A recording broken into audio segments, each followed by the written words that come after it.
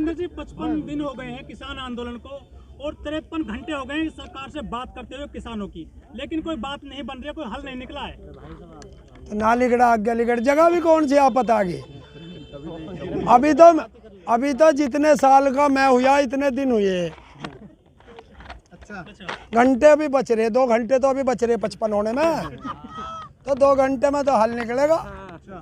2019 में बीजेपी के नेताओं ने कहा था सभी ने कि मैं भी चौकीदार, मोदी जी ने भी कहा था मैं भी चौकीदार, मैं भी सेवादार, लेकिन अर्णव की चैट सामने आ गई है। चौकीदारी कैसी करते हैं ये अब क्या बताऊं, इन्हें ऐसा चौकीदार है ये कि देश लूट जाएगा सारा, और चौकीदार जो है पाकिस्तान की बिरयानी खाने में लगे रहेंगे।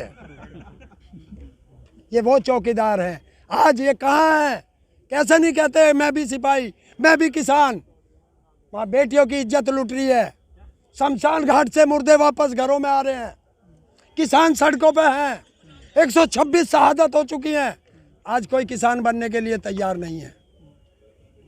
इस देश का दुर्भाग्य है, और इन्हें पता नहीं है कि इसी किसान का उगाया अन्न खाते हैं। और अगर जो कहे मैं किसान नहीं हूं, मेरा उनसे अनुरोध है कि या तो किसान का अन्न खाना छोड़ दें, वरना तो रामदेव का मूत पीने को भी नहीं मिलेगा।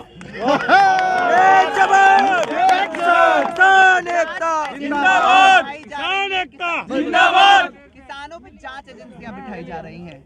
वहीं दूसरी तरफ एक पत्रकार की चैट लीक होती है, 500 पेज से बड़ी चैट है। उसमें कई ऐसे संवेदनशील मुद्दों पे बात की गई है जो राष्ट्रद्रोह के केस में भी जाती हैं चीजें। वहां अब तक सरकार मौन है, चुप है।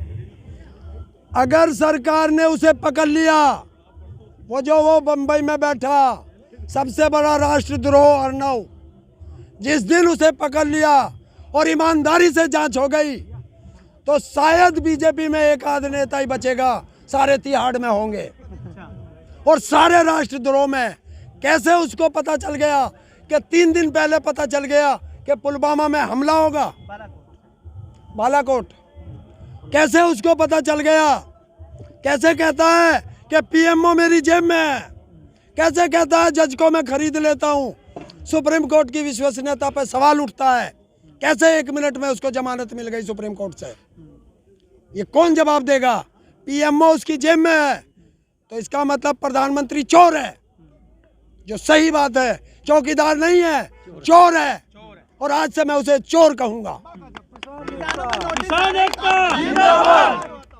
कई किसान नेताओं पर नोटिस आ चुके हैं, उन लोगों पर भी आए हैं जो यहाँ से लगातार आवाज उठा रहे हैं। आप पर कोई नोटिस पहुंचा? अरे भेज दे, मैं तो चाह रहा हूँ। क्या जांच करेंगे? कौन सा बीजेपी का नेता मेरे से मिलने आया, उसकी जांच करो। कौन नेता बीजेपी का मुझे खरीदना चाह रहा, उसकी जांच करो। हैं? कितनी धन मेरे पे विदेशों से आ गया, उसकी जांच करो। कितनी फंडिंग आ गई, उसकी जांच करो। कितने महल खड़े कर दिए, उसकी जांच करो। अगर इनकी मां ने दूध पिलाया तो एक नोटिस तो भेज दो, भेजते क्यों ना? और जिस किसान को और किसी पत्रकार को नोटिस गए हैं, मुझे पता चला है, वो अच्छे देशभक्त हैं।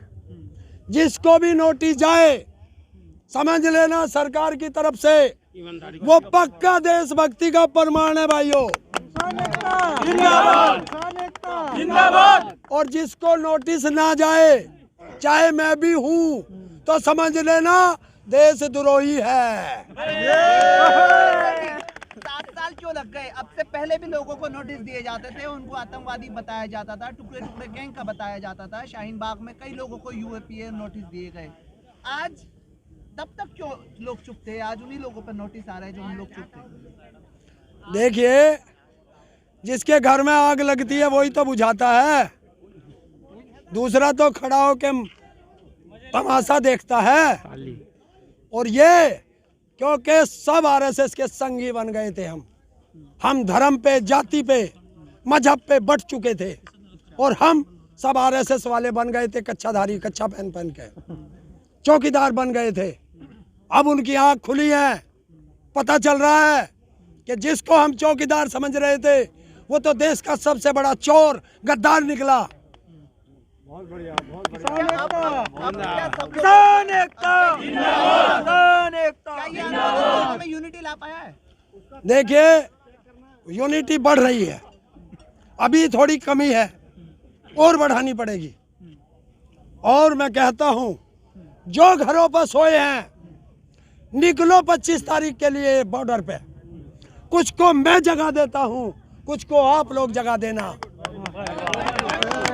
प्रदेश में कई किसानों को गुंडा एक्ट के तहत भी कार्रवाई की जा रही है, अलग अलग नोटिस जा रहे हैं, रोका जा रहा है, कैसा देखते हैं इसको? ये दमनकारी है। और मैं उत्तर प्रदेश के मुख्यमंत्री ढोंगी बाबा से बात कर रहा हूं कि इस तरीके से किसानों को, मजदूरों को और देशभक्त लोगों को परेशान करना छोड़ दें, वरना ऐसा ना हो जब सत्ता बदलेगी 3 मुकदमे के अंदर यही ढोंगी बाबा संसद में औरतों की तरह रोया था, तो फिर दूसरी सरकारों के लिए रास्ता खोल दिया इन्होंने। जब दूसरी सरकारें आएंगी तो वो इन पे कितने मुकदमे करेंगी। ये इन्होंने जो हमारे देश की परंपरा है उसको नष्ट पहुंचा रहे हैं। जिस तरह से लगातार चीजें हो रही हैं, कल की बैठक से क्या उम्मीद लगाते हैं आप? जितनी पिछली से थी इतनी इससे है। कितनी थी पिछली से? बिल्कुल भी नहीं थी और इससे भी ना है, और अभी तो लंबा चलेगा। अच्छा, तो क्या ऐसे ही ठंड निकली है, आगे भी ऐसे निकलेंगे मौसम? अरे यार 90 महीने का, वो 9 महीने का तो हमें एक्सपीरियंस है। अच्छा, और अभी तो कितने दिन हुए, 2 भी ना हुए अभी पूरे, तो अभी तो 7 महीने बाकी है। अच्छा, हाँ, जो किसान है वो बड़े सख्ती से कह रहे हैं कि हम ट्रैक्टर रैली निकालेंगे दिल्ली में, इससे क्या होगा, कैसे दबाव बनेगा सरकार पर? हमें सरकार पर दबाव थोड़ा ही बनाने की नहीं ट्रैक्टर रैली निकाल रहे। हम सरकार को बता रहे हैं कि हमारी बातें सुन लो। किसान अभी बॉर्डर पे था, 26 जनवरी को दिल्ली के चारों तरफ मंडराएगा, और ऐसे मंडराएगा जैसे गिद्ध उस पे मंडराता है मांस पे, और ये वो मांस है कि गिद्ध खा जाएंगे इनको।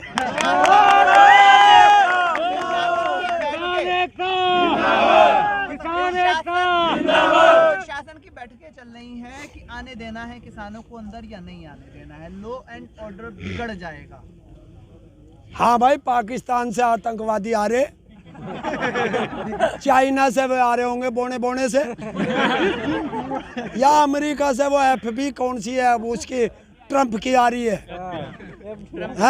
अरे दिल्ली इनके बाप की है, दिल्ली हमारी। जब चाहे जब जाएंगे, जब ना चाहे नहीं जाने के। और जो रोकेगा, थोड़ा सा मैं बता रहा हूँ, अब के तो छोड़ देंगे पीटने से। 17 मार्च को आ रहा हूँ, मुझे रोक लियो, ना कोई बाबा रोकेगा ना किसी का कहना मानता।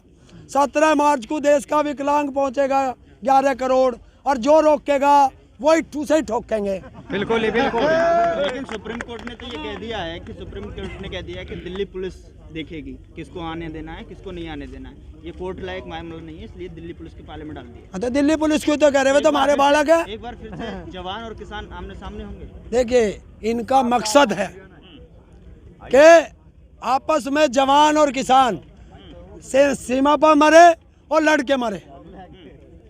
तो ये किसानों को मारने की एक साजिश है, और हम उस साजिश में नहीं फंसेंगे। हमारा काम है दिल्ली जाना, शांतिपूर्वक जाएंगे, कोई किसान हाथ नहीं उठाएगा। हरेंद्र जी, किसान आंदोलन चल रहा है, करीब 2 महीने हो गए हैं दिल्ली NCR में। क्या आपको भी लगता है कि तांडव फिल्म जो रिलीज की गई है, जो वेब सीरीज है, उससे समाज को बांटने की कोशिश की गई है सरकार द्वारा? भाई वो मैंने देखी नहीं, क्योंकि फिल्म मैं देखता नहीं, तो उसमें मैं ज़्यादा नहीं। वैसे ये क्या होते हैं पिक्चर, नाटक पिक्चर क्या होते हैं, जो मनोरंजन। क्योंकि नेशनल मीडिया में वही खबरें चल रही है तांडव की। अरे वो नेशनल मीडिया कौन है, अभी बताए तो। एक तो इनका फुप्पा आ गया सामने, अर्नव चाचा वो बैठा सुधीर चौधरी है, और मामा इनका बैठा वो रजत शर्मा। तो सारे तो इनके कुनबा। कहाँ नेशनल मीडिया? क्या राष्ट्रीय मीडिया सही से काम नहीं कर रही है किसानों के लिए? अगर मीडिया काम करती तो 7 दिन के अंदर 1988 में बोट क्लब से हम जीत के गए थे। 1 हफ्ता नहीं लगता ये बिल वापस हो चुके होते।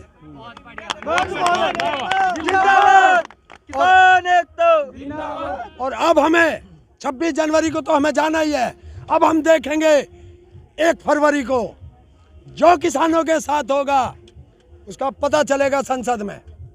जो बजट का फेवर करेगा, जो बजट का सहयोग करेगा वो देशद्रोही होगा, और जो बजट का विरोध करेगा, किसान की बात संसद में उठाएगा, वो किसान के फेवर में होगा, वो राष्ट्रभक्त होगा। अब हम इन्हें सर्टिफिकेट देंगे, अब देंगे हम इन्हें सर्टिफिकेट। अभी तक तो ये हमें नहीं दे। क्या यही बीजेपी करती है, यही तुम कर रहे हो, तो अंतर क्या? बीजेपी से क्या वास्ता? वो भी सर्टिफिकेट देती है, आप भी अब हम देंगे असली किसान। वे कौन है बीजेपी? क्या थी ये? आरएसएस जब देश आजादी की लड़ाई लड़ रहा था, ये कहाँ थे? अंग्रेजों के साथ लड़े थे। तो ये कैसे देशभक्त हो सकते हैं? और आज तक वो नागपुर संतरे आरएसएस वालों के उस पे तिरंगा नहीं लहराया। ये तिरंगे का अपमान करने के लिए आए हैं। अगर इनकी माँ ने दूध पिलाया तो आए मैदान में, एक तरफ सारे नेता बैठ जाएं, एक तरफ किसान बैठेगा, और लाइव चलाओ, पूरा देश देखेगा। 1 घंटे में उसका निष्कर्ष निकलेगा। किसान एकता। जो किसान संगठन है 40 वहाँ मीटिंग करते हैं तो उसमें आमने सामने तो बैठते ही हैं। कौन? किसान संगठन और सरकार के प्रतिनिधि। वो जो कहते हैं ना, वो कौन बैठता है? वो सरकार के प्रतिनिधि हैं। वे चपरासी हैं तीनों के तीनों। क्योंकि किसान एक बात करते हैं, उठ के जाते हैं अपने आका के पास पूछने, फिर आते हैं, फिर किसान एक सवाल करते हैं, फिर जाते हैं।